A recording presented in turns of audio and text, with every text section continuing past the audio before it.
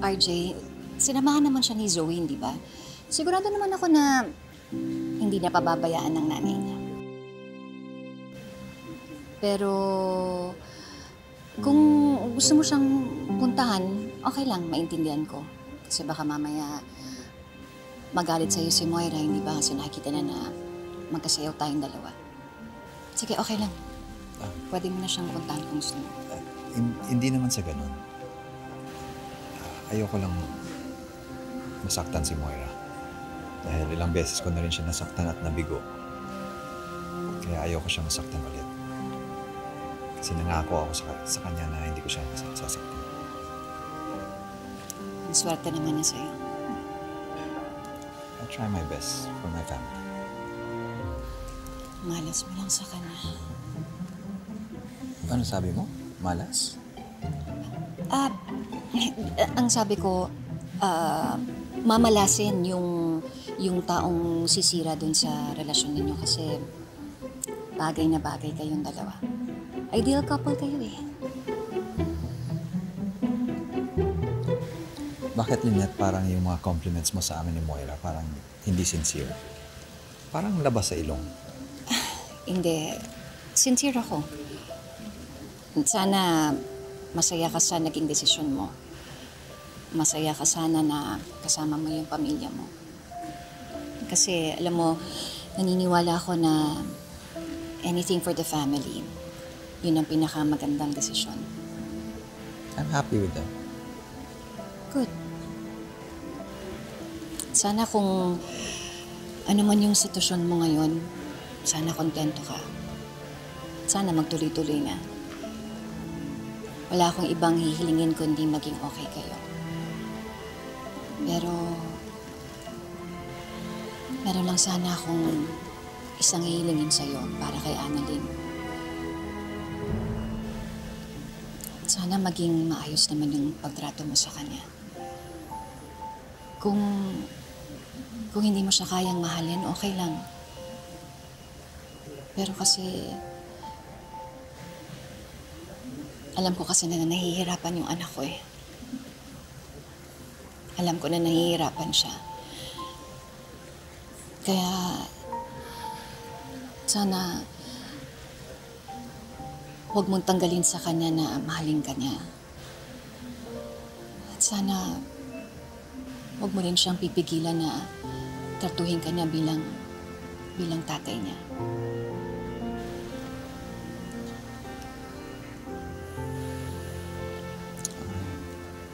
Excuse me, Lynette, ha? Pupuntahan ko lang si Moira.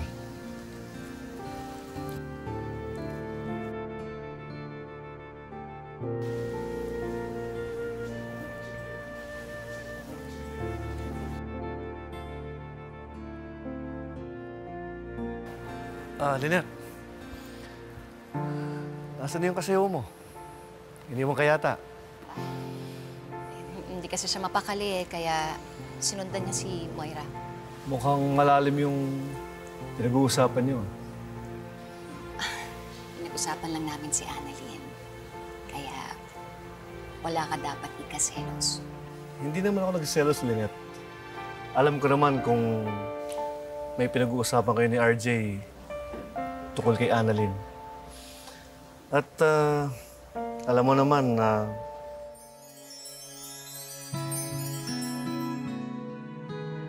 mahal na mahal kita.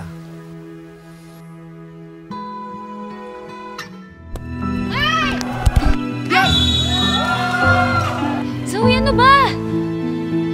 Ano? Di mo ba nakikita? Sa akin binibigay ni Dr. Enriquez. Sa akin nga yun. Sabi ko mine, di ba? So dapat mine. Sa akin. Pero sa akin niya nga binibigay. Magkakampi tayo, hindi mo ako dapat kinukontra. Alam mo, pahinga ka na. Mukha kang pagod kakaharang eh. At sino nagsabi sa'yong tumigil ako? Sino ka? Zoe, Annalyn, stop it. Di ba sabi ko huwag niyo dalhin dito yung mga personal na away niyo? Guys, focus on the game. Let's go. Come on. Let's go! Kaya nang pabida-bida ito eh. Magpabida ha, pagbibigyan kita.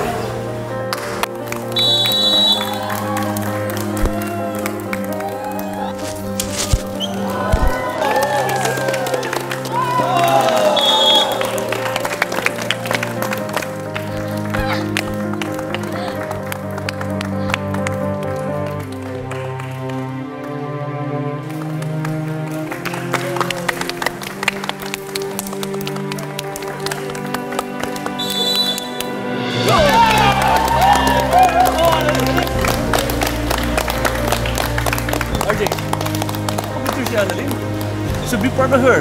Galing niyo.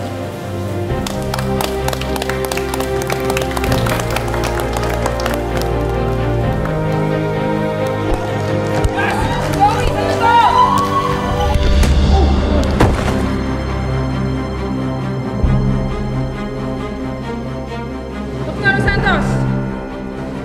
Annalyn? Annalyn? Dr. Santos! Annalyn! Santos! Annalyn! Annalyn! Dok, Annalyn, si Direk Priman. Annalyn! Annalyn! Annalyn, are you okay? Annalyn! Tara, dali ko mo sa klinik.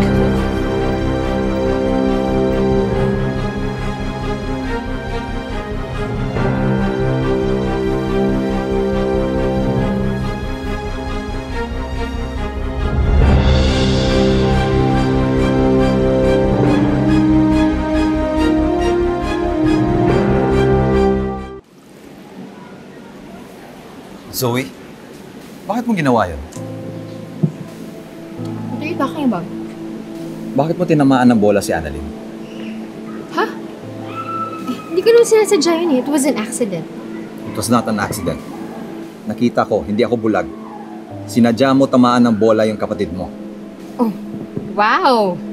Ngayon kapatid ko na siya. So ano, tanggap mo na anak mo siya? Wala namang mali sa sinabi ko eh. Anak ko naman talaga siya. Hindi porket galit ako sa kanya at hindi ko gusto ang ginagawa niya sa atin. It will erase the fact na she's my daughter. And that's not the issue here. The issue is, nananakit ka ng tao.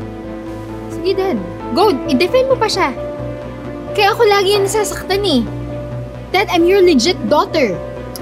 Zoe, This is happening all over again. Bumabalik na naman tayo sa dati. Mas kinakampihan mo yung bastarda mo kaysa sa akin na totoo mong anak. ano? O-walk out ka? Babastusin mo ako? Pinagsabihan lang kita, tapos ganito yung trato mo sa akin? Hindi porket wala akong maalala, susunod na lang ako sa'yo. I'm still your father and anak lang kita. Kaya may karapatan akong pagalitan ka at disiplinahin ka.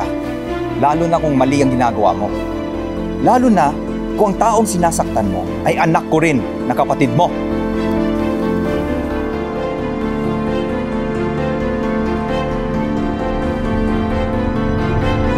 Sigurado ka ba? Hindi ka nahihilo, hindi ka nasusuka. Gusto mo, dali kita sa ospital. Pero dito malapit na ospital para ma-CT scan ka na rin. Dok, thank you po, pero okay naman na po ako. Wala na po kayo bang nakaramdaman. Sige, basta kung may maramdaman ka, magsabi ka lang, ha? Salamat po, Dok. Annalyn, kumusta ang pakiramdam mo? Mas mabuti pa siguro, iwan ko muna kayo. Annalyn,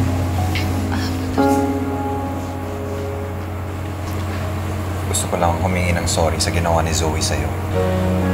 Alam ko sa lakas ng tama ng bola sa'yo, apektado ang ulo mo. Masakit ba ulo mo?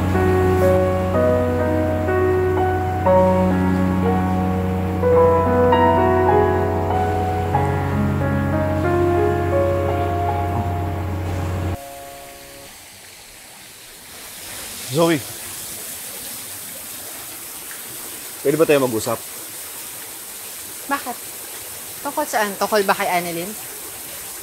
Alam mo, pinagalitan na ako ni Daddy, kaya pwede ba huwag ka nang dumagdag pa? Mainam naman. At pinagsabihan ka ng tatay mo. Alam mo, Zoe, obvious naman eh. Sinasadya ang patamaan ng bola si Annalyn. Sige. Sige, magkampihan kayo lahat. Kay Annalyn yun na ibigay lahat ng suporta niyo. Zoe, umayos ka nga. Ilang taong ka na, mature ka pa rin. Bakit hindi mo lang amin pagkakamali mo? Alam ko, Zoe, natatakot ka mawala si RJ. Pero kung gusto mo maging okay kayo, at hindi magka-problema, kung gagawa ng bagay na makakasira sa tiwala ni RJ, kung nakagawa ka ng kasalanan, aminin mo. Alam mo, Zoe, hindi mo makuha si RJ sa kakatantrums mo. Kung ayaw mo humingi ng sorry kay Annalyn, humingi ka ng tawad kay RJ. mas na-appreciate na yung maging honest at mature ka sa lahat ng ginagawa mo.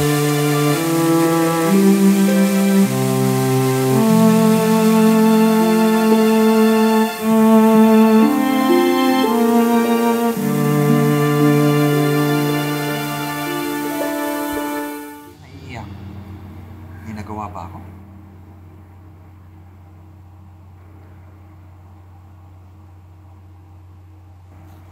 Simula po kasi nung dinala po kayo sa Amerika, ngayon niyo lang po ulit kasi ako hinawakan ng ganyan eh. Ngayon ko lang po ulit naramdaman po yung concern po ninyo. Alam niyo po, araw-araw ko pong pinagdarasal na mabalik po yung mga ganitong moments. Yung mga moments po na pinapakita niyo po yung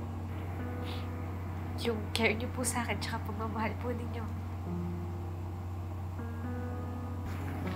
Alam niyo po, kung kailangan ko pong matamaan ng bola para po mapalapit po kayo ng ganito sa akin, para maging concerned po kayo sa akin, papatama po ako kahit araw-araw.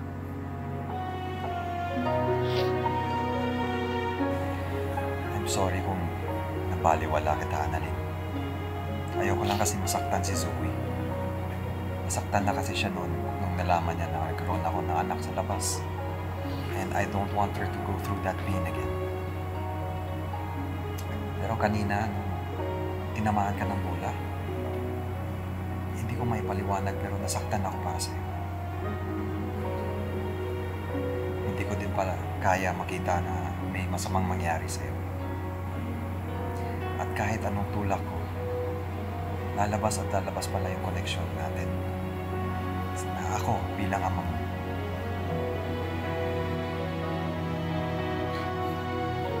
Sarap naman po sa pakiramdam na marinig po yan. Natatay po kita. At anak niyo po ako.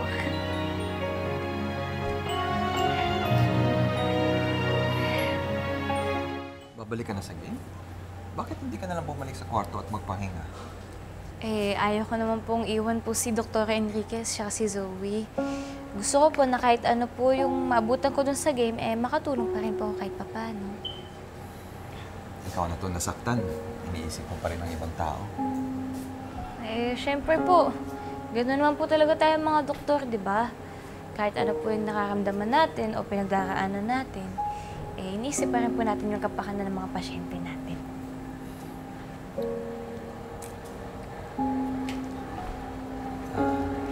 Annalyn, sorry ha. Kasi nung bumagsak ka kanina, wala man lang ako nagawa.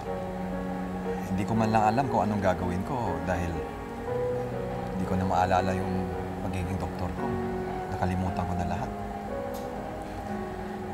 Naisip ko tuloy na kung magkasama tayo, parang ganito. Pag may masamang nangyari pala sa'yo, hindi kita maililigtas. Baka mas malagay pa kita sa peligro. Wala pang problema yun, Tay. Kasi po para sa akin, basta dito ka lang po sa tabi ko, marinig ko lang po yung boses mo, mag-smile ka po ng ganyan sa akin at katulad po nung kanina, sobrang sapat na po yan para sa akin.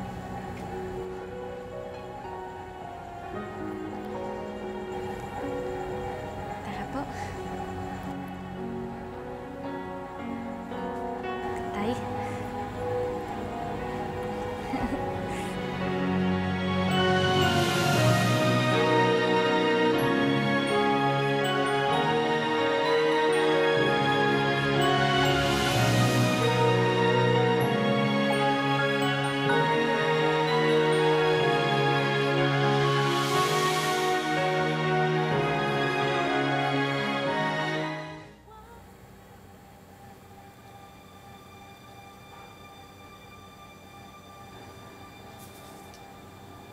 Excuse.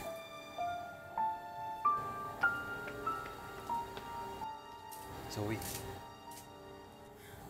Ano yun? Nalingat lang ako sandali. Naging okay na kayo ni Annalyn.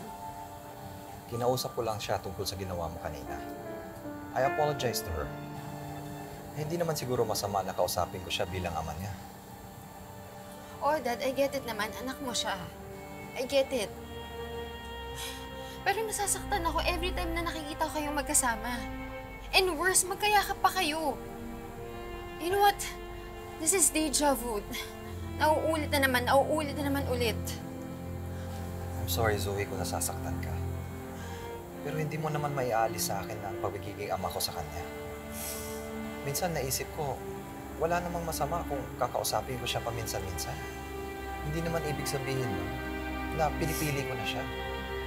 Kayo pa rin ang mami mo ang pinipili ko, ang pamilya ko. Kailangan ko ba talaga ipagkakait ang pagiging ama ko sa kanya? Hindi naman po. Pero Dad, kung gusto mong magpaloko, edi go ahead. Pero bilang anak mo, hindi mo naman mapipigilan na protektahan kita eh. Alam mo dyan, nagsisimula yan eh. Yung sa mga yakap, mga paawa, yung mga gawa-gawang kwento ni Annalyn. Tapos anong next? Maniniwala ka sa kanila? Magpapaloko ka na naman? Tapos anong mangyayari? Kami na naman ni Mami, kawawa, kami na naman yung talunan. Dad, all she wants is to get your trust back. Alam mo, hindi titigil si Annalyn, tsaka yung nanay niya hanggat hindi nasisira yung pamilya natin. And that's what I'm scared of. Kaya naman nilalayo ko siya sa'yo eh. Pero alam mo, Dad, kung gusto mong magpauto ulit, ikaw na bahala. Go ahead.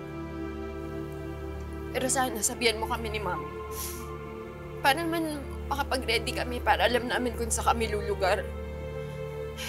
But you know what? Don't worry about us. Sanay na naman kami. Sanay na kaming maagawan, mabaliwan. Zoe,